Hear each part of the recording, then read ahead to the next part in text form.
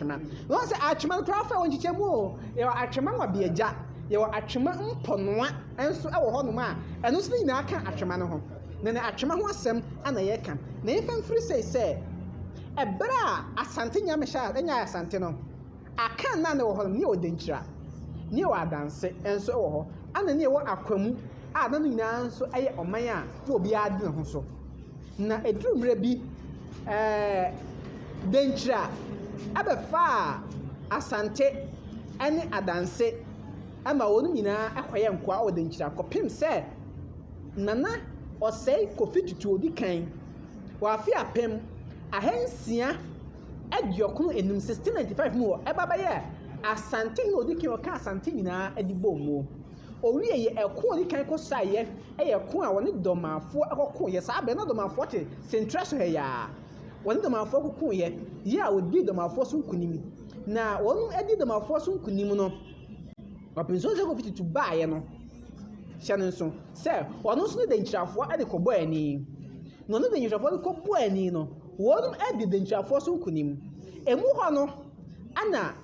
de nchirafo no bia no ya kanfo atufiri de nchira omano ani asante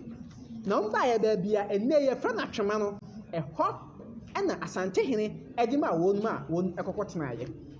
na ebra onkotena ho wiye no asante san do ma akoko ya saa eko no de ekoso ewo abesim eye afi apem ahansum ho 1711 ana saa eko no ekoso afi apem ahansum du ba ko ekosi afi apem ahansum du mienu 1711 to 1712 na saa ko we ye ko a atwemaman na mem kwasem nie won edi ntintima wo mu ye pa won edi ntintima wo na ebra mu firi de nkyere ba wo hia odi wo mani efa nana ajebi ejenam so man ko mu tonyum kro no esa nwum edi ma no ye atwema hina ajebi o aye minim so what sa nwum ne da ye atwema hina ajebi o aye ori arena de so ho yes oye arena dia mpa ye ka so oye arena dia kwose broni o ka brofo no ese oye iron breaker na so bia ori na de arena de na sa arena de by enam ni mani nsem ni mpa ni nsem ni nkodin a okoye entia enti sedu bab na akoma ehia hemfie abrempo ahodo obi nsem enhia ensi won fom a ebia na wontia ase no won nsua bakom sa wontia abakosema wontia ase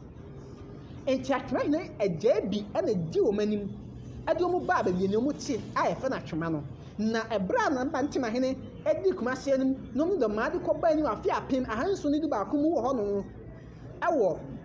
abesim no atwema man dom a omu de bae no na bura man aka no nyina de sese mu tweman na se omu tweman de boa ma asante nkoso edi mu omu tweman de boa se yesi epenkrova mu makoko a omu tweman ni yesi saade omu ye atwema wonum eye atwema enti ene se ye anya atwema no ana ye kyeremu na ye de ama wo no na oyi no so to nchen ya meliki aka kire se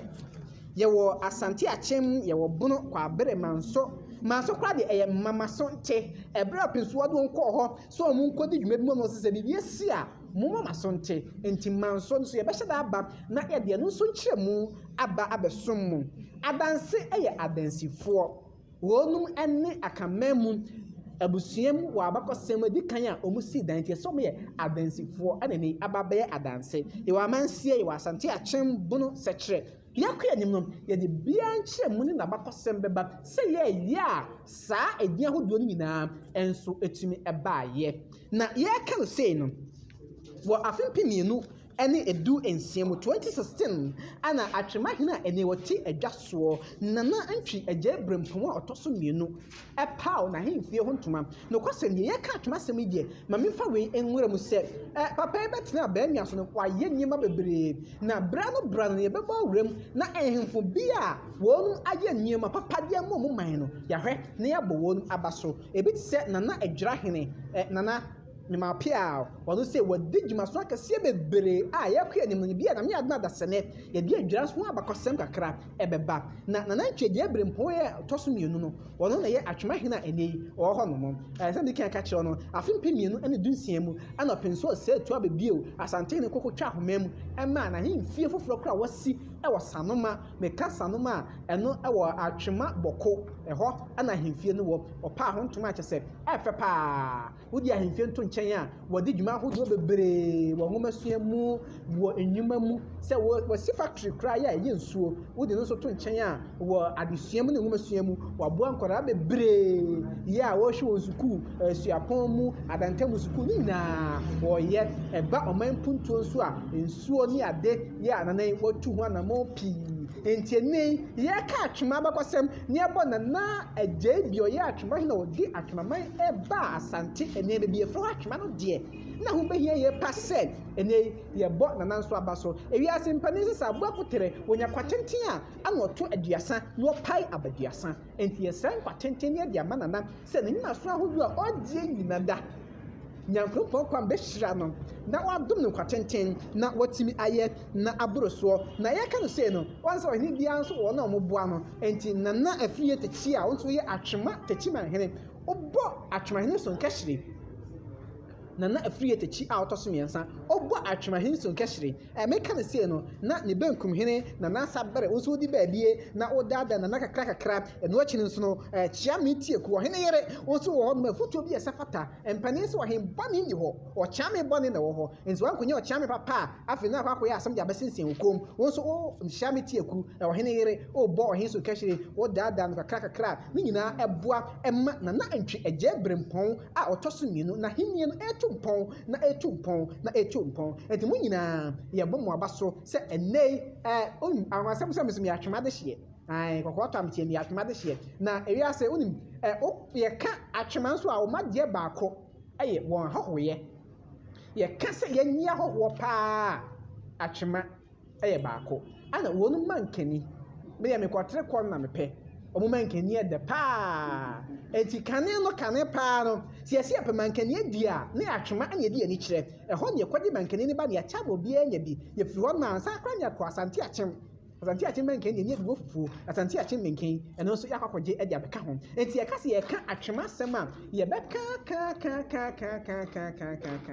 ye nyeja efiri se wo asante abakosemu wo Ghana abakosemu o ma enioma bebre edi aboa amoma ne mpuntuo etimi akonanim ti no ho behia ye pa se ye transese ya ye se ya daje na ye kasa na ye manchirima nso hu abakosem empaninsem atetesem eni admanko asam a saa ahimfo mpanimfo nyina wonum abadie edi aboa o man na daachi bi wonum so bon kompo no mo hwe o machi a mu nsa mpa empanimfo bia ba ba ye bi no mu so ye bia wonum akom ho edi aye enti nana antwi agye brempon a otosmienu a oye atwemahene yesi de mu agye de omu ni nko wona abaye bi kodo de omu ko enemu amwa ha woni ehwe ne esua muom oti arena de nananum roto amunim sika fibre nananum ya da mu ase pa damase a ewisi enyako afre nyansa bo akwa obuabuo nyansa no ma adehia krukraba ebesre nyansa adekwa nyansa nyema o miamia ya da mu ase se ma pokpon papa to se enso enenchirima yemfa so na yenhwe na yemfa moye bra enti abusia fo na ye baaya na ye atwema ho asem anya beka ade kire mo na mamemfa we entwato enanu ade esua bibi ekwe fa so nya kasa ezio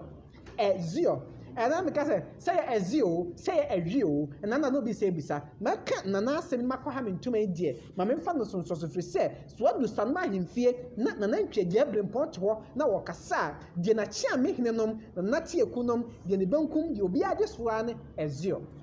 kasa no me pamcho enie ya kan kasa de yesom ene say enam se ye wani bi kase de me himfo na nia sa teteno de omba ye bia na ye enyema papentino se onmo kasa nia gije ho de momo amumutimi omode na asema na gije ho ne sana na asem bia beka bia ye som enti o hyaje se o kasa o san betiem tiati na na kasa enti wo ye din na na hyase a afre na o chia me so beje so ye som yesom na de o kan add yesom enti yesom na all the jeje kasa no ho na afi so aboa ma adwuma tadin na obi atede na eka no ase kama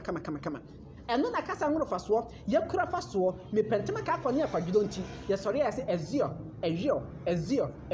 yaka ama no abeka ono ma ene okọ ahemfie na akoka yesom a ahane na mabo bi kura babebo na emum ezio no kasa botin wan kasa na bosua yesom enana entweje brempo atoso mi na de obeka bia yesom unti anane ma kwa ha mentuma nam se sa obo ohenkese bi ni sa na ho beyi se wodi ani bia se fata bia etechre na eboa ema amamre ene amane enso etimi etodwa kama e dia busia fo ye kwa ne sa na entweje brempo so no na sa ase so anye denchemo so wenye kro na bakoso na de ma wo e ya asem nchiremu eye denchem buo